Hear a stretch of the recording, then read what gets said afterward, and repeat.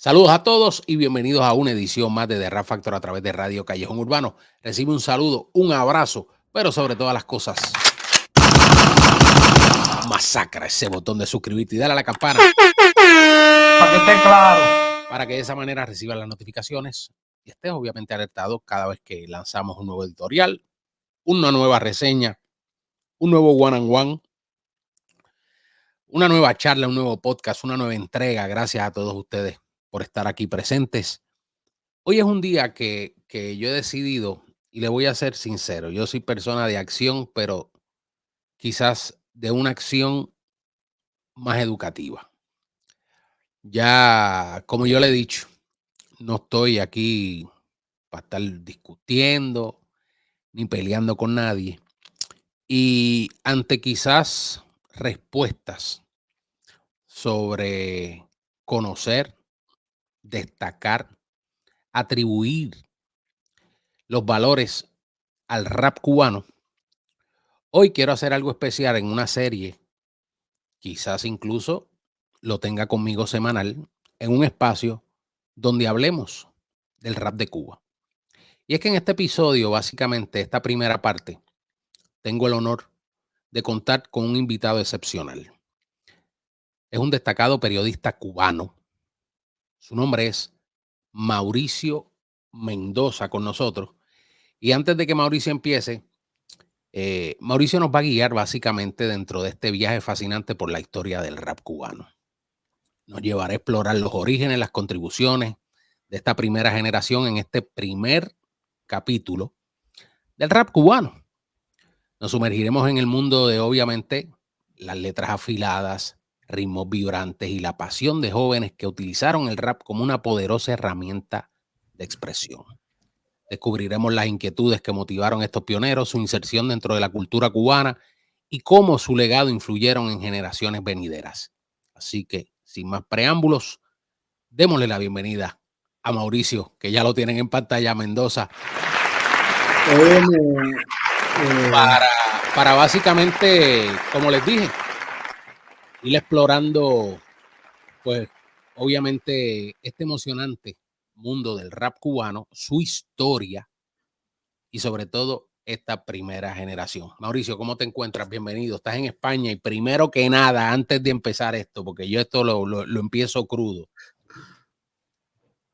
¿eres exiliado políticamente de Cuba? Sí, soy exiliado por hacer periodismo. Soy un periodista que en un momento me tuve que ir porque era o mi libertad o la cárcel, y yo decidí por mi libertad, ¿sabes?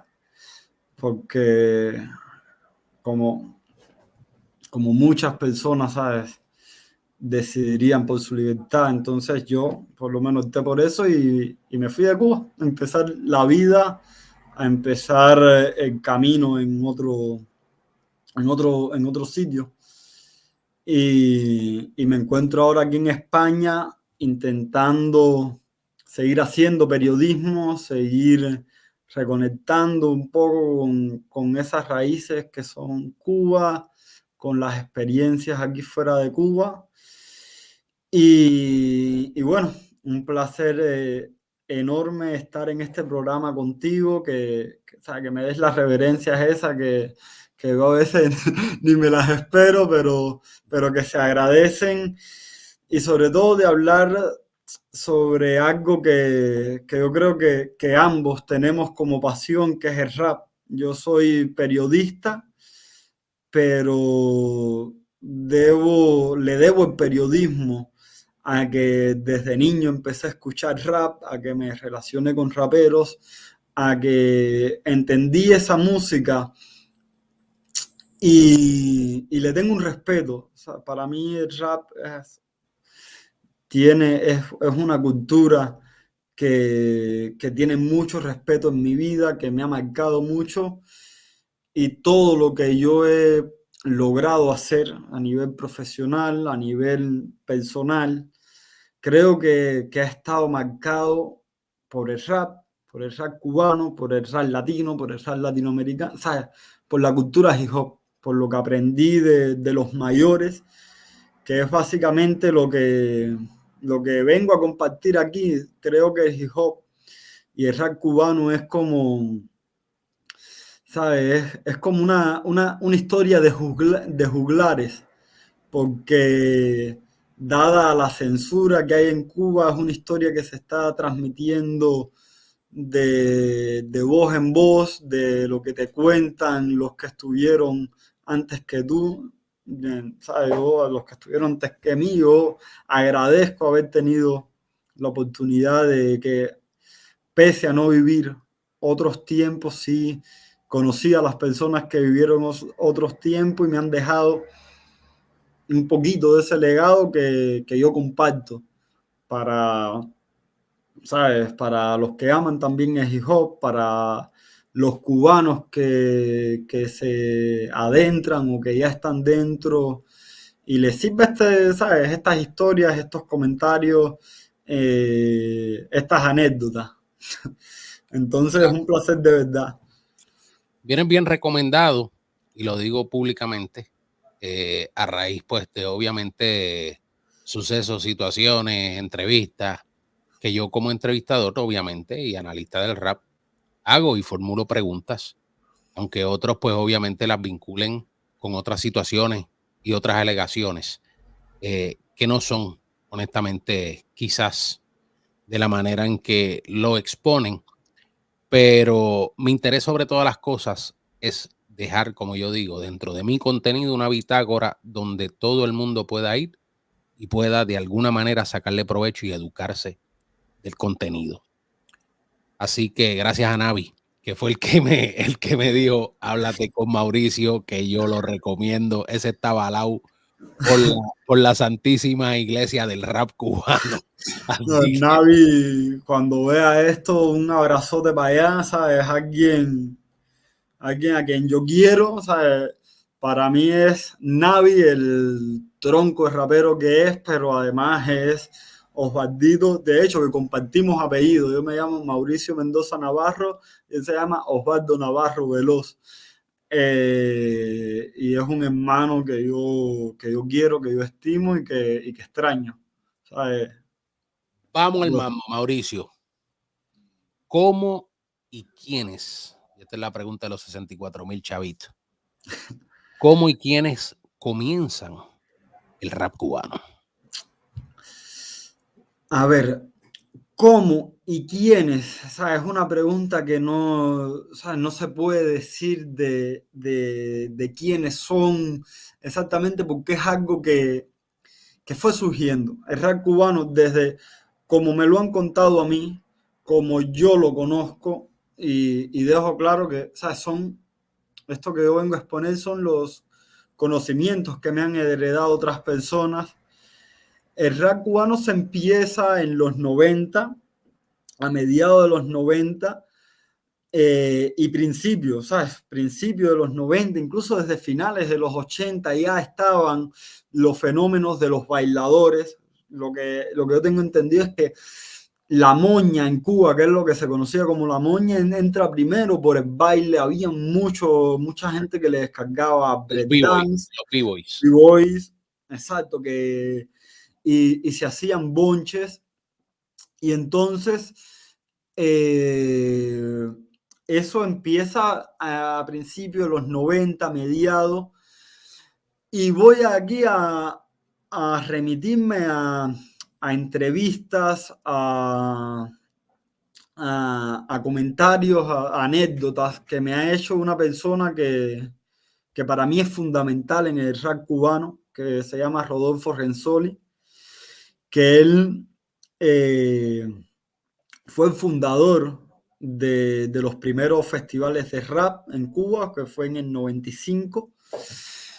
Y a mí, según lo que me contaba Renzoli, él empezó y cuando él se interesa por hacer un festival de rap en Cuba, es porque ya estaban surgiendo focos, incluso en la radio así, de manera una esporádica, hablaron algo de ese fenómeno que estaba surgiendo en la isla, pero que venía con influencias del norte, pero algo ahí que, o sea, que estaba como una nebulosa, que empezaban a ver como destellos de raperos, pero que no había nada conformado, no estaban unidos, no había No había una algo, escena, no había una escena. no había una escena, ¿sabes? Había sus crew, lo que hoy conocemos como crew, su gente, ¿sabes? Por aquí, pero era todo muy naif y con muchas influencias, obviamente del norte, de los raperos norteamericanos. Anglo. Y entonces, yo recuerdo Renzoli, que es de mi barrio, de Bahía, él oye que había algo que estaba pasando con los raperos y él siente como que la necesidad de acercarse. Él no viene ni del rap, él viene de la cultura del rock and roll, pero yo creo que los frikis, los raperos, comparten, ¿sabes? De ser culturas marginadas y antisistémicas, ¿sabes?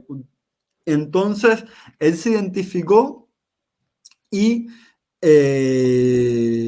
decide como que crear un espacio, un festival para esos raperos, para esos jóvenes que se estaban como que destellando. De la primera, a ver, había por Santos Suárez, según yo tengo conocimiento, había sus destellos, había su grupo, era como que había cosas, había por Alamar, ¿sabes? Porque Alamar es muy cercana, ¿sabes? A la costa, cogía las frecuencias y los Las jóvenes, emisoras de radio y demás, las sí. emisoras de radio y los jóvenes escuchaban eso y decían, oh, esto está chévere, esto guay. Y la gente se empezaron a identificar también los videos que así, que entraban. Y te digo, eso es por la parte de La Habana. Pero a mí también me pasa algo que yo estuve, antes de irme de Cuba, yo estuve en Santiago de Cuba, que es otra capital cultural de la isla. Y yo estuve hablando con gente como el médico, que fue de los fundadores del movimiento de reggaetón en Cuba, pero el reggaetón Ragamuffin, que Ragamuffin. Ragamuffin, que en principio era Ragamuffin, Era lo más, que es dancehall. Eso es más dancehall. exacto. Y entonces el médico me contó, eso es una entrevista que yo nunca pude sacar porque me robaron el teléfono donde tenía esa entrevista. Pero recuerdo que el médico me contaba que por esa misma época, en los 90 y tal, estaban también los jóvenes en Santiago de Cuba formando lo suyo, estaban creando, estaban como que influenciados con ritmos más caribeños, porque, ¿sabes? Santiago de Cuba está cerca de la base naval de Guantánamo, cerca de Jamaica.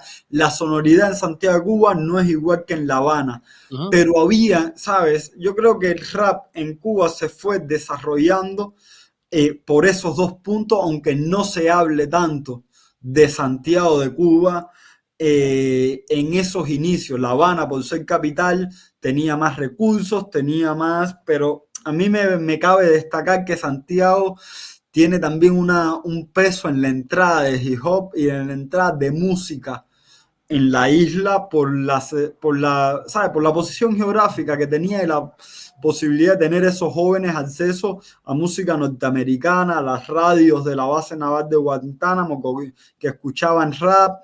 Y entonces iban mezclando. Yo creo que el rap en Cuba se puede decir que fue emergiendo, no se puede decir nació aquí, este fue el primer rapero, yo por lo menos no lo sé hasta el momento, pero creo que por ahí fue emergiendo la cosa. Obviamente en La Habana tuvo un mayor boom por ser capital, por tener más recursos, tuvo un mayor escenario. El primer festival de rap, yo nací en el 98, el primer festival de rap ocurrió cuando yo no había nacido, eso fue en el 95.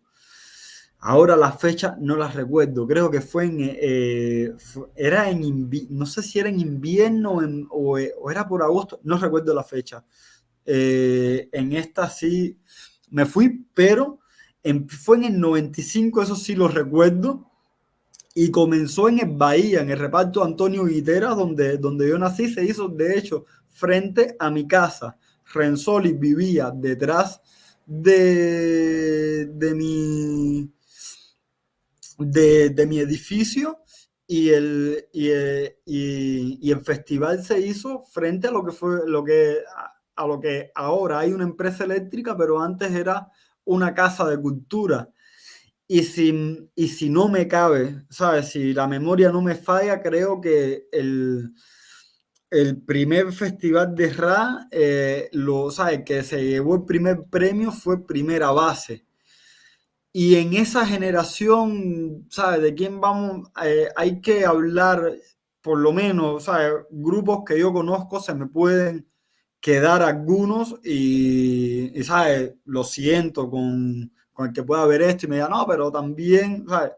Que lo dejen ahí abajo en los comentarios. Que lo pueden dejar en los comentarios, pero, ¿sabes? Grupos así que hay que hablar de, que yo por lo menos identifico como primera generación, hay que hablar de Primera Base, hay que hablar de Obsesión, hay que hablar de Irak, de Doble Filo, que Irak incluso tenía un grupo que se llamaba Garaje H, eh, que se llamaba Garaje H, que mezclaba con rock. Yo no he escuchado nada de ellos, pero es lo que todo el mundo, de esa primera etapa tampoco quedan muchos temas. Es una Cuba en crisis, en periodo especial, o lo que llamó Fidel Castro periodo especial, que no era más que una crisis económica y social.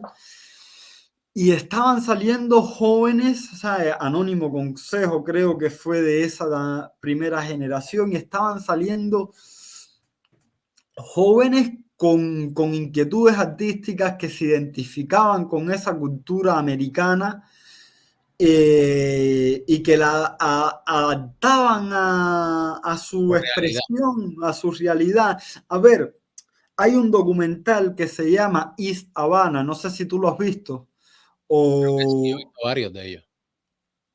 hay uno que se llama East Havana, que hay que hablar, que en East Havana recuerdo que es Mickey Flow, que es del grupo Explosión Suprema, que él recuerda que ellos al principio se identificaban e imitaban mucho. El referente, no tenían referentes, el referente eran los norteamericanos, el rap americano, y ellos intentaron adoptarlos suyos. Es ahí el gran mérito de esa primera generación, ¿sabe? Que está, ¿sabe? Amenaza, está, ¿sabe? Habían grupos como 100% Original, que después Forget, se llamó Ogere, es lo que quiero decir, pero antes fue 100% Original.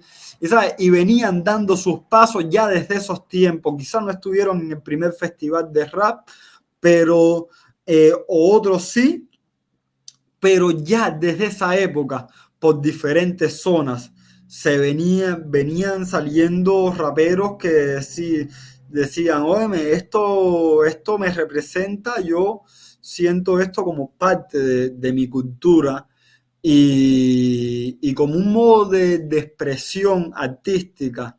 Yo creo que en esa etapa el rap fue un salvavidas para muchos jóvenes que se pusieron a crear, a hacer arte, y, y salieron un poco de las calles en un momento de crisis, donde en Cuba aumentó la violencia, como está aumentando en estos tiempos que hay crisis, donde aumentaron los robos, los asaltos. Yo creo que eso es importante mencionarlo, lo que significó el rap para esa primera generación y lo que esa primera generación significó para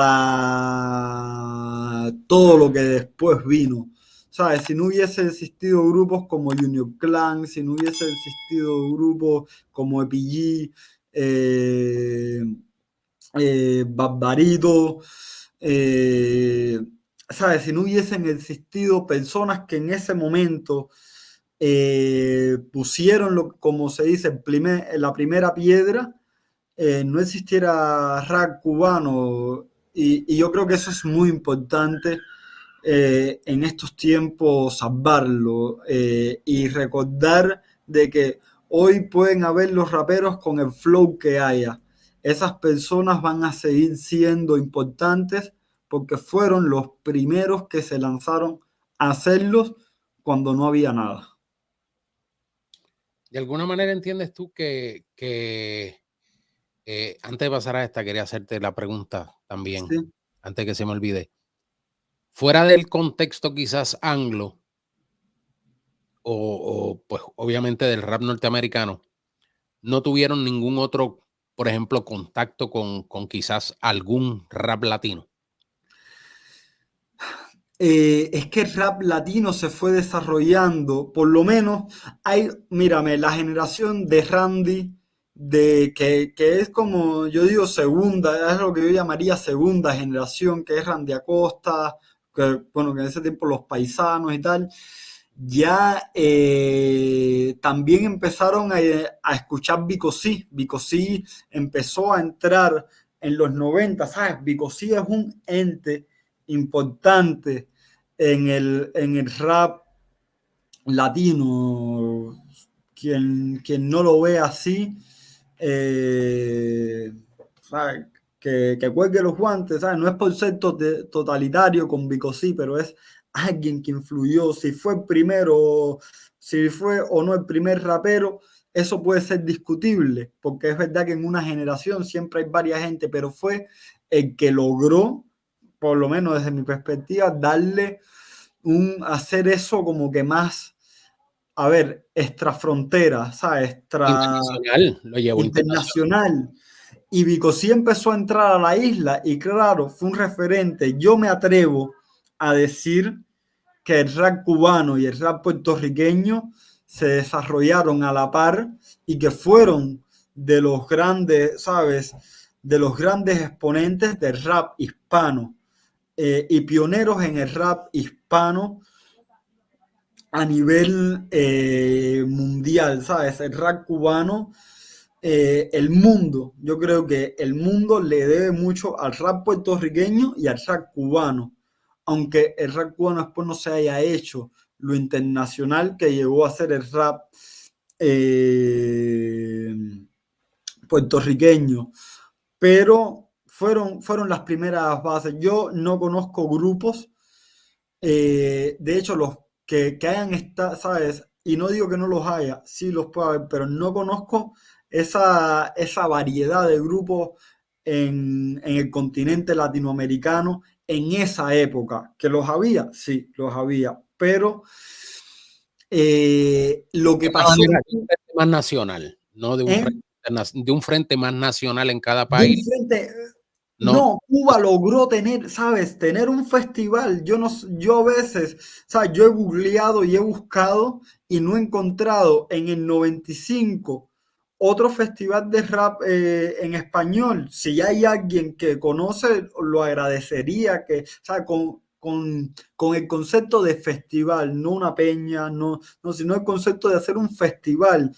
Que el rap cubano, los festivales rap cubanos, ¿sabes? Fue como una pólvora, eso fue una pólvora. Empezó el primer festival de rap y empezaron los jóvenes de esa época, se empezaron a identificar con eso y fue un boom, el rap cubano, un movimiento. Se creó un movimiento, empezaron a salir, ¿sabes? Grupos como, ¿sabes? Alto y Bajo, eh, Insurrecto, que hoy conocemos a Insurrecto por hacer reggaetón, pero Insurrecto fue uno de los que estuvo en esa vieja escuela y de los que formó parte. Hoy conocemos a gente de zona, hoy si te dicen gente de zona, todo el mundo bailando, pero seguro. si te dicen lobo marginal, tú que te dicen gente de zona, pero no existe gente de zona. Si no existiera lobo marginal, si no hubiese existido lobo marginal, Alexander S. Alamar y su grupo se llamaba Lobo Marginal. A ver, es que hay muchos grupos, ahora no me acuerdo del grupo de Melito, que LHA, no me acuerdo, RCA, Melito, con no, quien cantaba con Melito, no recuerdo el nombre, pero que fue de esos primeros raperos, que Melito es de la generación ya de Hermanos de Causa, RCA, de grupos que hoy no existen esas grabaciones. ¿Sabes por qué? Porque en Cuba no había tecnología. No había tecnología para grabarle a los raperos. Las instituciones no le interesaba el rap, lo subestimaban, no pensaban que el rap iba a llegar. Si las instituciones cubanas hubiesen pensado que el rap iba a tener en Cuba el nivel de convocatoria que llegó a tener, donde fueron grupos como Mos Def, Talib Kweli, bueno, que Mos Def, Talib Kweli, Blastar, The Press, Monte Jordan, Erykah Badu, The Roots, ¿sabes? Si no, ¿sabes? Figuras del activismo afrodescendientes norteamericanos se interesaron por el fenómeno del rap cubano, CNN en Cuba, ¿sabes? Creó una cosa que fue única, que vamos, no es porque yo sea cubano ni porque tal, pero no, eso no lo generó en esa época otro país. ¿Sabes? Después otros países se incorporaron y han hecho rap cabrón de verdad, pero Cuba fue pionera y lo digo con orgullo. Y entonces esa primera generación, como te decía, puso la piedra y centró las bases para seguir el camino que ha seguido el rap cubano y crear una identidad, porque también, como te decía, ellos empezaron, que dicho por los mismos raperos de esa generación y por lo mismo que me han contado, que ellos empezaron imitando y con los referentes norteamericanos, pero después fueron adoptando en sus letras temáticas cubanas, temáticas que ya, ¿sabes? Espérate, yo no tengo una pistola, ¿sabes? Yo no vivo en el Bronx ni tiro, porque en Cuba no hay, ¿sabes? No hay tiro, no hay pistola.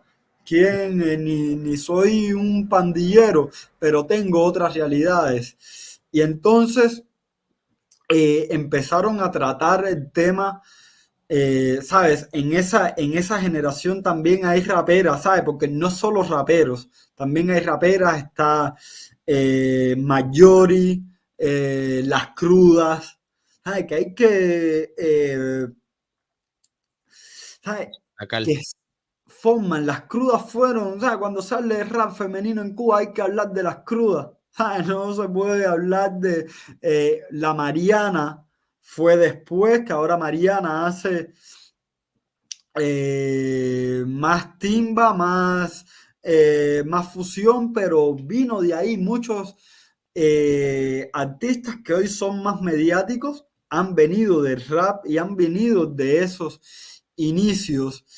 Y entonces, el rap cubano, ¿sabes? Por lo que he visto, por lo que me han contado y tal, fue adoptando, y por lo que he escuchado, fue adoptando una identidad propia. Los raperos iban adoptando estilos propios. Anónimo Consejo trataba una temática, Obsesión trataba otra temática, Primera Base trataba, ¿sabes? El tema afrodescendiente fue, yo creo que el primer tema consciente que empezaron, ¿sabes? A nivel activismo. Yo creo que el tema afrodescendiente, que la afrodescendencia y que los abusos raciales que se cometían en Cuba fueron fue una de las primeras temáticas antes de tocar temáticas más políticas, más antigubernamentales. La racialidad fue lo primero así Que se que expuso. como, sí, que se expuso y que empezó, o sea, el tema de Malcolm X, que es como se conoce, todo el mundo de primera base lo conoce como el tema de Malcolm X, ¿sabes? Como un tema que tocaba, fue de los primeros temas en tocar el tema del negro en Cuba. Amenaza, después tocó, o sea, a Chabón Cruzado, que es el mestizo. Gritaron negro, pero a mí no me contaron. Gritaron blanco, pero en ese clan no me aceptaron. Eh, y sabes, y empiezan a tratar esos temas que van siendo más conscientes y que le van dando una identidad a lo que es el rap cubano, Explosión Suprema. Bueno, como el nombre lo dice, Explosión Suprema, eran más performáticos, era algo de ellos, ¿sabes? Eh, los videos de ese tiempo, las canciones, era una mezcla ahí que eran ellos. Explosión Suprema eran únicos y yo creo que que algo muy bueno que tiene esa generación de rap es que cada cual se fajaba, ¿sabe? Cada cual luchaba por tener un estilo propio, Identidad. nadie, una autenticidad, nadie se parecía a nadie y también había un público exigente, un público que te bajaba del escenario, un público que te gritaba, ¿sabe? Cosas, ¿sabe? Que para pararse en el escenario también era un público que, ¿sabes? En esa etapa, para pararse en un escenario, Demandaba calidad, punto. demandaba calidad, había que rapear. O sea, había que rapear, los raperos tenían, ¿sabes? No había playback, no había nada, había que rapear. Yo estaba viendo una entrevista de Coquino que hizo hace poco en Miami, que Coquino decía que todo el mundo a veces, como no había mucho background, no había muchos background, entonces los background americanos que la gente podía tener y tal, todo el mundo cantaba arriba de ellos y se quedaba con el background, era dueño del background, el que, el que mejor le echara, el que más partiera arriba del background, ese era el dueño del background. Entonces, también en esa etapa, ¿sabes? Y ya yo me estoy ya yendo ya de lo que es primera generación a segunda y avanzando, ¿sabes? Porque eso no se quedó ahí en que estos fueron los primeros, no, eso siguió avanzando. Eh, hay que, hay que hablar de las primeras personas que grabaron, las primeras personas que produjeron. Hay para mí un personaje importantísimo en el rap cubano que no se habla mucho, es Emilio de Alto Voltaje. Él venía de un grupo que se llama Alto Voltaje. Emilio fue de los primeros en grabar rap cubano. Emilio, el difunto Malcolm Justicia, que Justicia es de los grupos, ¿sabes? Vieja escuela de rap cubano, el difunto Malcolm. También fue de los primeros en grabar. Hay que tener en cuenta a un monstruo, ¿sabes? Que es Pablo Herrera. Por ahí va. Ajá. Pablo Herrera, o sea, yo lo hablaba los otros días con Osvaldito, con Navi. Pablo Herrera era un tipo que era un creador de hits.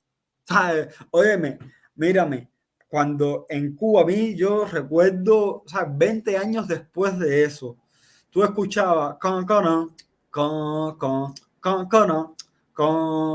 ¿sabes? Ya tú sabías que eso era ando como ando de manos de causa, ¿sabes? O sea, eso es un hit, ¿sabes? Y Pablo Herrera tenía ese don de que le dio, o sea, fue de los primeros, es verdad que, ¿sabes? Muchos raperos se quejan de que Pablo Herrera no le producía a todo el mundo, es verdad, Pablo Herrera tenía su gente, pero de verdad que a quien Pablo Herrera le ponía la mano encima, mira, ¿sabes? Hoy por hoy, ¿sabes? Pablo Herrera es el Dr. Dre, el rap cubano. No, eh, Y después, ¿sabes? Malcolm con 18 a 16 también fue de los primeros que empezó a grabar. Emilio, como decía, de Emilio. Y después en los 2000 fue que surgió Real 70, ¿sabes? Cuando ya en Cuba había un poquito más de tecnología. Claro. Pero en esa etapa, ¿sabes?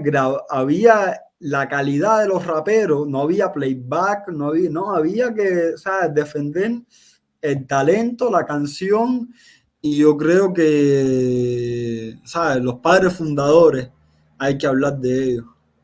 En esos momentos de que tú me mencionas, 95, el festival y demás, los artistas y el talento era netamente en ese momento local, solamente.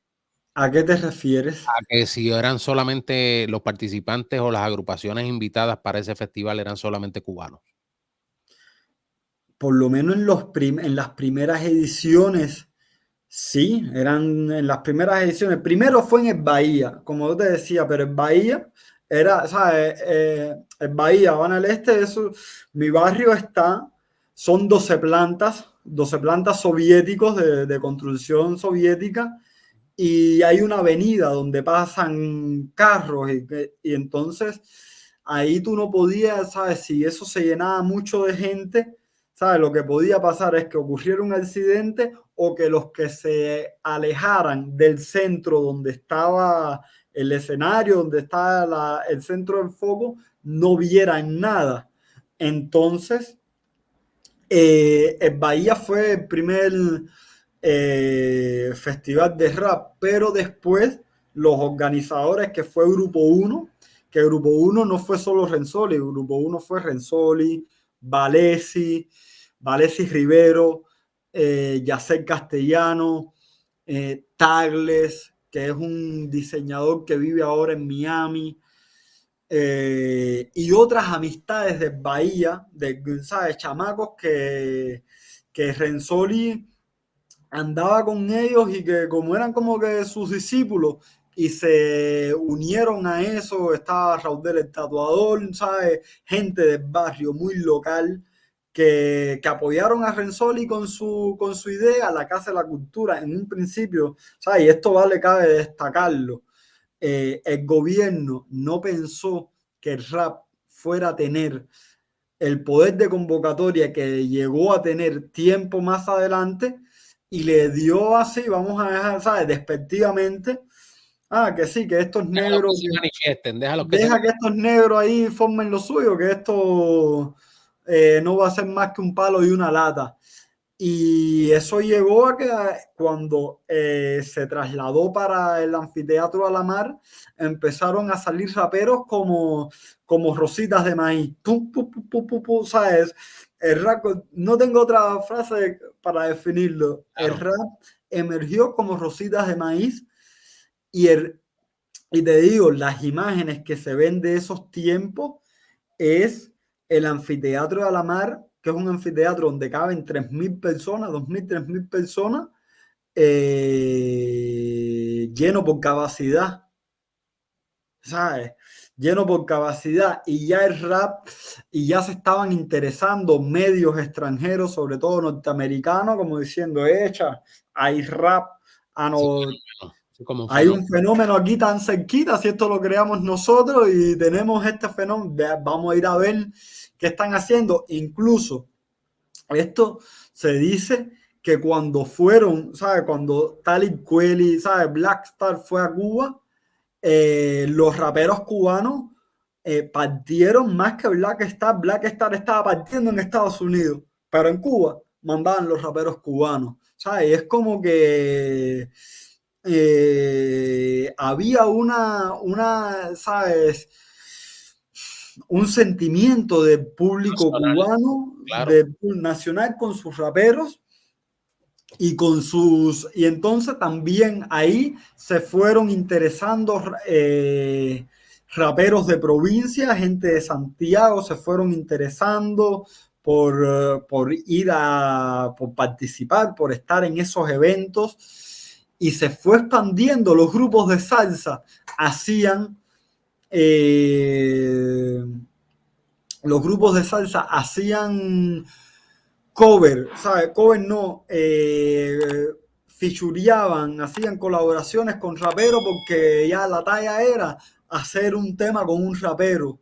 eh, y tener un rapero porque estaba de moda. El rap llegó a tener público variado en Cuba y de ellos no fue solo en Alamar.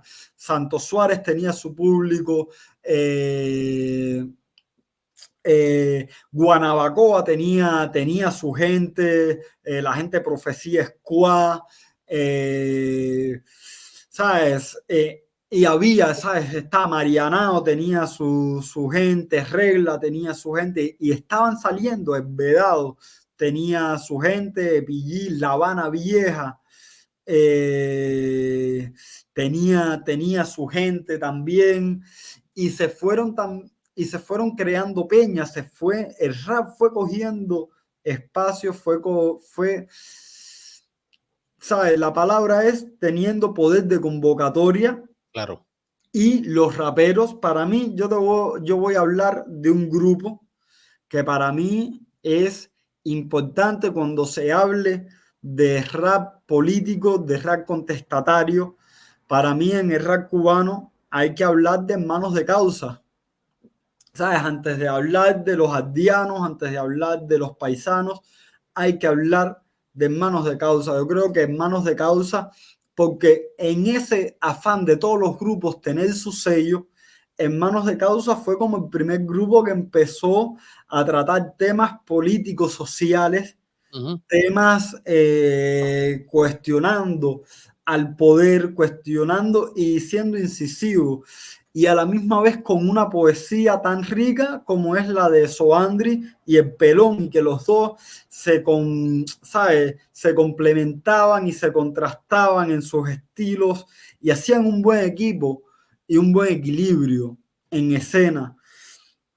Y para mí, ¿sabes? Y esto sí es una tesis y una teoría mía, cuando se hable de rap contestatario, de rap protesta, para mí los que lo iniciaron y los que dieron paso a esa vertiente fueron Hermanos de Causa, que hay hasta imágenes de ellos en el 99 diciendo libertad, su André diciendo libertad para los presos políticos en una etapa donde eso era, ¿sabes? Donde eso era complicado, con un anfiteatro lleno de 3.000 personas, ¿sabes? Era un ambiente que no es el mismo de ahora. Hay que hablar también de Humbertico, cuando sacó Humbertico en uno de los anfiteatros, no sé si fue a finales de los 90 o a principios de los 2000, en el anfiteatro de Alamar, sacó una bandera que decía denuncia social y que se lo llevaron preso ese día, ¿sabes? Lo bajaron del escenario. Y, ¿sabes? Hubo una generación que se fue conformando poco a poco de que el rap cubano cogió su identidad propia y que fue buscando sus estilos propios y sus temáticas propias. Yo en lo personal escuché, por ejemplo, muchos de los que tú mencionas, sea en colaboraciones, en temas, y el vínculo mío, mi más sano recuerdo, es obviamente, como te decía, hablando contigo y obviamente presentándonos y hablándonos, pues, para tratar de orquestar este contenido que quiero hacer para el canal y dejarlo documentado en el canal, porque entiendo que debe de ser bastante importante y relevante. Y es el hecho de que, para los 80 finales, obviamente yo me gradúo de la Escuela de Arte de Puerto Rico, de lo que era la Luquetti, que después fue la Central High, y voy a estudiar comunicación pública a la Universidad de Puerto Rico, en donde me intereso por las comunicaciones. Cuando entro a las comunicaciones, la emisora de radio de nosotros, y sobre todo la biblioteca de la universidad, tenía incluso periódicos de Cuba. Se recibían, siempre la universidad tuvo unos lazos estrechos, por decirlo de alguna manera, facultades como la de ciencias sociales, ciencias políticas, humanidades, tenía unos estrechos lazos con Cuba. Se hacían viajes universitarios a Cuba y se traía material de Cuba. Y yo recuerdo que obviamente dentro de esos viajes, como yo siempre he estado ligado al rap, en uno de los viajes, me traen por primera vez una revista llamada Movimientos, que de hecho creo que la portada, si mal no recuerdo, eran Hermanos de Causa en una de ellas.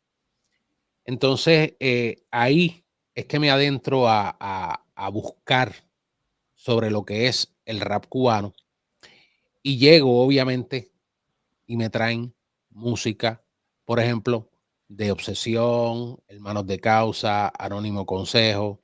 Luego, después, más tarde, obviamente, por el fenómeno del internet y las redes, llegué, pues, obviamente, a lo que es Los Aldeanos, Papo Humbertico, Los Paisanos y demás. Pero ese primer contacto me pareció, sobre todo, muy increíble. Muy increíble por el hecho de un fenómeno que había gestado Cuba. Entiendo que quizás en un momento inicial en Cuba y luego fuera de Cuba, y fue Orichas. Orichas, honestamente, fue un fenómeno mundial. O sea, Ujú. fue un fenómeno que impactó. Pero obviamente a mí, y les soy bien sincero, me gustó la propuesta, pero yo que soy nacido y criado en Nueva York, no me identificaba tanto en ese momento. Al igual que lo digo honestamente, en muchas de las ocasiones a mí me encanta Vico C, soy fanático de Vico C, vi a Vico C crecer en Puerto Rico. Yo obviamente soy un año mayor que Vico. Vico acaba de cumplir hace una semana 52, yo cumplo este año 53 en diciembre. Pero hay muchos de los, por ejemplo, híbridos que hizo Vico, no me llamaron tanto la atención. Y sí, pues obviamente tenía el elemento del rap o de lo que es el verso y el rapeo y demás, y lo encontraba fabuloso. No que no me gustara, pero no me identificaba tanto. Más sin embargo, con ese rap, con ese quizás un rap más crudo, eh, de alguna manera yo me logré identificar con obviamente Magia, Obsesión, Hermanos de Causa, Anónimo Consejo. Sobre todo, ese rap a mí sí me tocó y me gustó. Y obviamente en Puerto Rico siempre, pues, obviamente no solo Vico sí, han habido Es que muchos raperos. esos grupos que has mencionado, Obsesión, Anónimo Consejo y Hermanos de Causa, son pilares en el rap cubano. ¿Sabes? De aquí a 100 años, si se habla de rap cubano, hay que hablar de esos grupos, de ellos y sentaron base. ¿En qué momento y quizás un poco cónsono con lo que tú me hablas sobre esta situación, por ejemplo, de Humbertico, Papo Humbertico, sacando la bandera con un mensaje, otros raperos de otros grupos, obviamente gritando o hablando en sus temas sobre ciertas situaciones del Estado? Es que entiendes tú que en qué momento o por qué causa entiende el Estado que debe de sindicalizar al Hace- movimiento de rap bajo una agencia de rap. Y eso es lo que la gente quizás, nosotros, o sea, nosotros en Puerto Rico vivimos procesos, sobre todo los que estudiamos en la universidad, ante fenómenos, y lo digo públicamente, fenómenos independentistas, gente afiliada a partidos independentistas con la causa de la independencia en Puerto Rico, donde se le carpeteó a esa gente. Y yo entendía de alguna manera que eso es lo mismo que está haciendo la Agencia Cubana de Rap. ¿En qué momento entiendes tú que el gobierno tuvo que decir, espérate, ya esto no es un juego quizás de estos negros, ya esto no es un vacilón o una moda pasajera, como podríamos entender, esto se nos está yendo de las manos? A ver, eso, la agencia cubana de rap no fue un fenómeno que no fue un fenómeno. ¿Qué llegó primero, los hermanos Sainz o la No, Agencia Cubana? el hermano Saiz, La Hermanos Saiz llegó desde el 89, creo, estaba la asociación Hermanos Saiz. Y era la que apoyaba ¿sabes? Y bajo las manos ahí había que hacerlo todo. A ver, te voy a hablar porque ya eso influye en lo que fue el festival de rap de Alamar. Eh,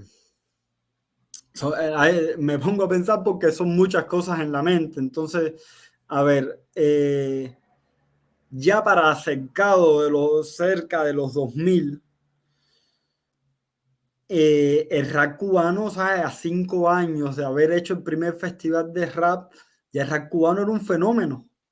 ¿Sabes? Era un fenómeno y tenía cientos de agrupaciones. Yo te digo, en esa época hay más, ¿sabes? En Alamar había, yo me atrevo a decir que había más agrupaciones de rap que las que puede haber ahora mismo en toda La Habana.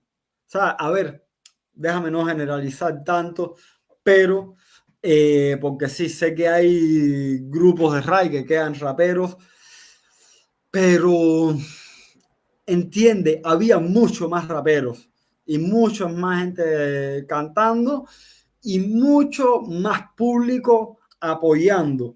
También salían más promotores, salían otros promotores, salían personas ¿sabes? Que también querían formar lo suyo. Y en el RA incluso se llegó, en el RA cubano me cuentan que se llegó a vivir lo de la costa este y la oeste, la gente del este de Alamar y la gente del oeste de Beado, de ¿De los verdad? del túnel para acá, los del túnel para allá, eso se llegó a vivir. Y esa no, ustedes son desviados, nosotros de aquí, ¿sabes? Se sectorizó.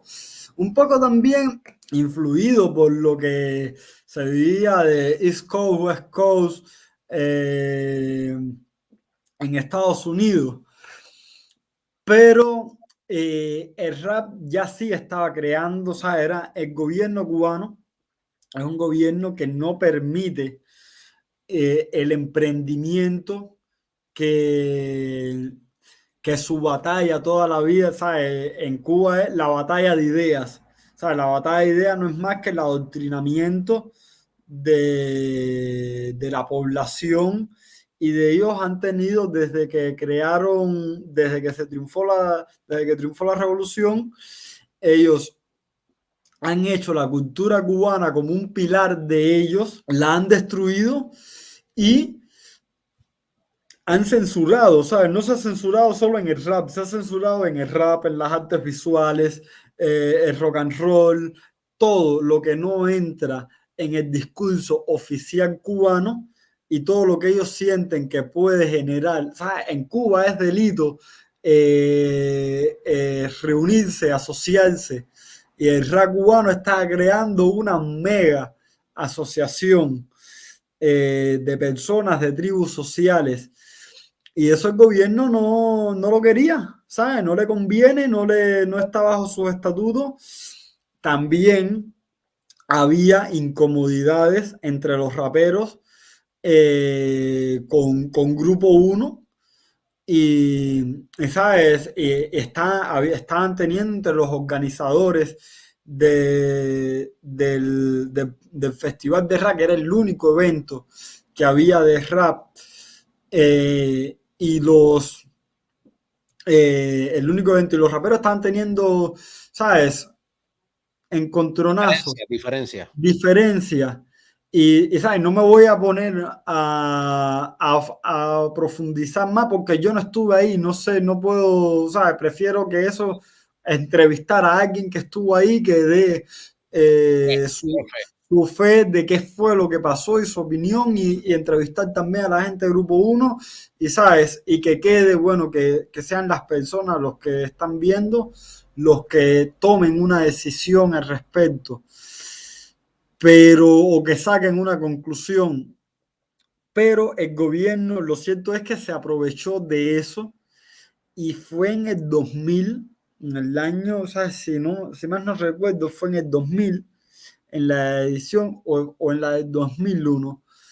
Tengo lagunas en algunas cosas ahí, pero ya en esa fecha intervinieron el festival de rap que organizaba Grupo 1, se lo intervinieron a los organizadores y le dijeron, no, ya ustedes no van a organizar más esto, ahora esto lo vamos a organizar nosotros, la institución, y les robaron el festival. Es como que ahora tú tienes este programa y que yo te quite toda la base, toda la infraestructura y te diga, no, los Q ya, vete para tu casa que a partir de ahora No, a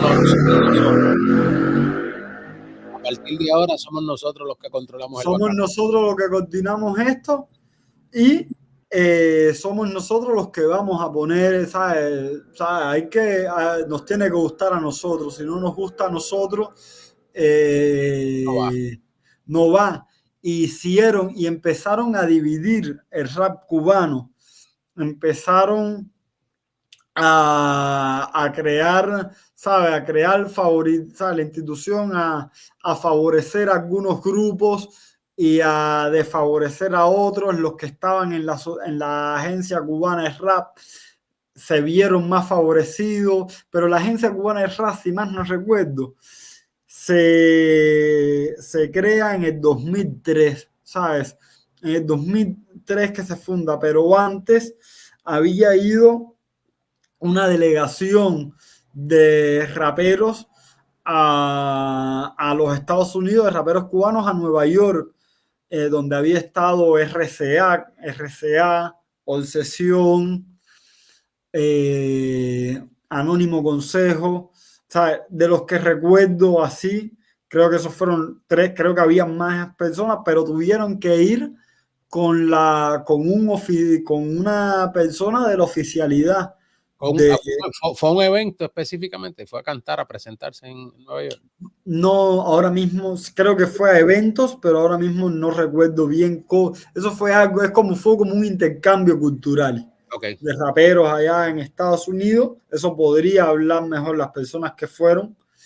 Pero se creó ese, ¿sabes? Y se crearon cosas, ¿sabes? Imagínate que en ese evento dejaron fuera a Grupo 1. Grupo 1 no fue el equipo de Grupo 1 que fueron los primeros en hacer un festival de rap, no los llevaron a ese evento en Estados Unidos. Entonces es lo que tú dices, donde uno dice, espérate, ven acá, ¿qué está pasando? Porque, a ver, los raperos podían haber tenido, desde mi opinión, las diferencias que tuvieran con Grupo 1, pero Grupo 1 no se puede negar al día de hoy que fue importante, una pieza importante en el rap cubano. Y si había un viaje o alguna oportunidad de que los cubanos, los raperos cubanos y organizadores de eventos cubanos tuvieran un intercambio relacionar con el mundo exterior, claro. Con el mundo exterior, ahí tenía que estar Grupo 1. ¿Sabes? Tenía que estar Renzoli, tenía que estar Varese, tenía que estar Yacet, tenía que estar Tagles, ¿sabes? Tenían que estar. Y a ellos ni se les avisó ni se les dijo nada, y de momento lo dejaron fuera. Y entonces ahí se empieza, el gobierno cubano es especialista en dividir sectores sociales y empezó a dividir así a los raperos. Crearon la asociación, la agencia cubana de rap, que crearon la agencia cubana de rap, y eso también creó una disparidad porque habían raperos que no, ¿sabe? Que venían de tiempo y no estaban en la agencia, y el que no estuviera en la agencia no podía cantar, no podía hacer dinero, no podía viajar, pero en la misma agencia empezaron a pasar cosas, ¿sabes? ¿Sabes? Primero la directora de la agencia no fue rapera, no era una rapera, era un cuadro que casualmente es del propio reparto Bahía. Yo la conozco, Susana, que era hasta amiga de mi mamá, y años después fue que yo dije, pero esta es la misma que es vecina de de mi barrio, ¿no? Qué chiquito es el mundo. Sí, porque, ¿sabes? Es como años después yo dije, hecha, pero si yo conozco a esta mujer, ¿sabes? Si sus hijos son amistades mías.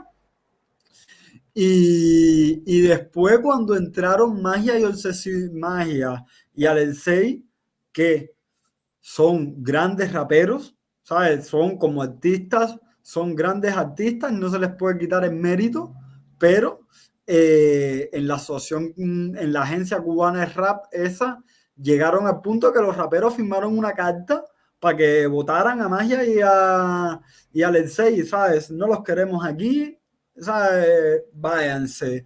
Es como, y porque se prestaron para la oficialidad. Ellos años después han reconocido de que el gobierno los instrumentalizó. Claro, divide y vencerá, olvídate de eso.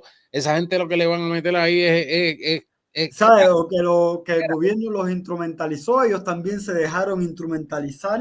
Esto es una opinión personal mía, porque, ¿sabes? Después de los 20 años, uno sabe también hasta qué punto se deja, se deja utilizar y para qué se deja utilizar. En el rap cubano ha existido oportunismo también por parte de los raperos. ¿Sabes? Yo no quiero poner, ¿sabes? Yo siempre me niego a poner en los fenómenos de disrupción y de ruptura de gremios, yo me niego a poner como víctimas total a los gremios, porque yo creo que las personas tienen poder de elección y poder de discernimiento.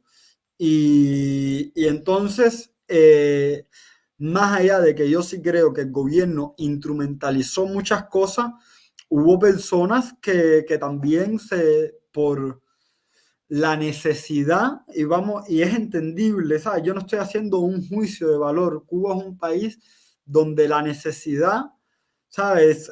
Obliga y nadie sabe la necesidad personal. Yo por lo menos no conozco la necesidad personal que tenía ninguno, pero eh, pero pasó, ¿sabes? Es parte de la historia.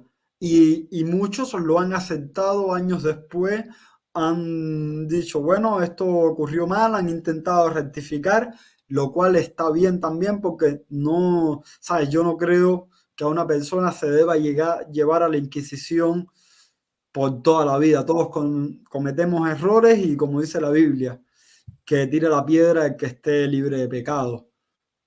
Entonces, pero pasó ahí y de hecho el presidente del HS, de la Asociación Hermanos Saiz, que se prestó para instrumentalizar, ¿sabes? Para usurparle el Festival de Rap a Renzoli, a Pidio Alonso, hoy es el ministro de Cultura.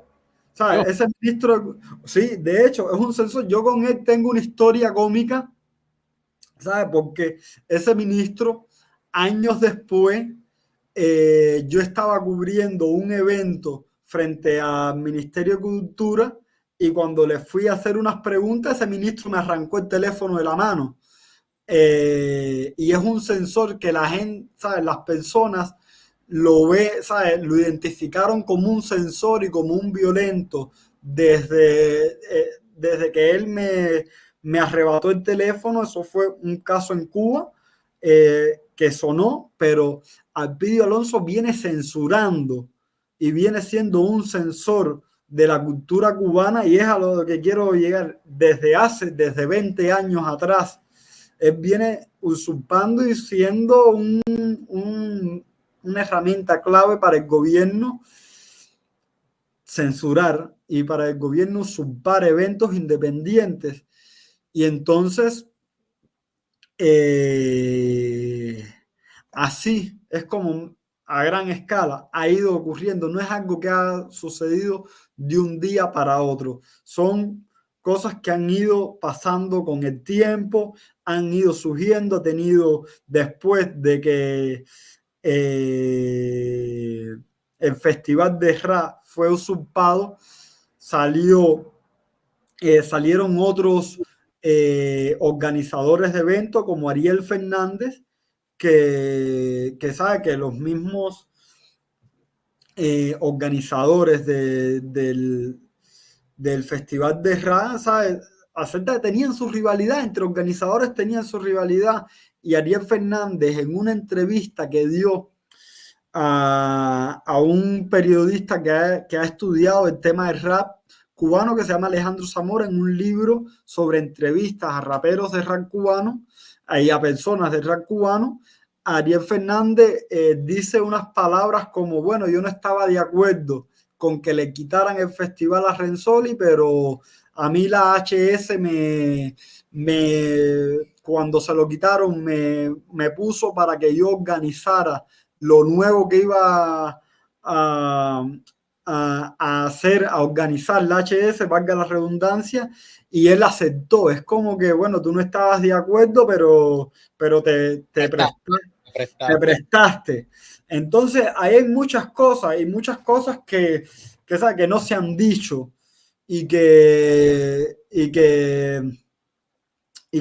quedan por contar. El rap cubano es un fenómeno que queda por contar y que se está contando así de manera juglar en podcast, pero porque hasta los intentos de libro del rap cubano que hay ahora mismo publicado no cuentan la parte oscura o le dan un barniz a la parte oscura del rap cubano, a la parte donde el gobierno ha tenido un poder censor y un poder demoledor con ese movimiento y con esa cultura, que es para que ahora Cuba fuera una industria del rap cubano y del rap latino. Sin lugar a dudas. Pero nosotros nos tenemos que ir. Esta es nada más que la primera parte. La segunda parte la tienen la semana que viene. Así que tienen una cita con Mauricio, conmigo, en esto que pues vamos a ir tratando, obviamente, de ir escarbando. Ya vamos entrando en los 2000. Hay muchos grupos duros en los 2000. Los 2000 fue el momento donde en realidad yo diría que el rap cubano logró, sobre todas las cosas, dar ese primer paso grande a la internacionalización, y todo gracias al internet. Pero venimos con más, así que nada, ustedes comenten allá abajo, regalen un like, compartan, y a todos los otros podcasteros también denle visibilidad a este contenido como lo hacen con otros. Será hasta la próxima. Mauricio, nuevamente un abrazo. ¿Quieres decir alguna palabra? Mil gracias a ti por el espacio, por la vibra que le brindas al rap cubano. Y bueno, sabes, agradecido y nos vemos la semana que viene. Seguro que sí. Así que comenten. Entonces, un abrazote. Hasta la próxima, y como siempre les digo, masacre ese botón para suscribirte y darle a la campana para que reciba las notificaciones cada vez que colgamos un nuevo podcast. Mauricio, un abrazo. Será hasta la próxima. Los veo, mis hijos. Se me cuidan.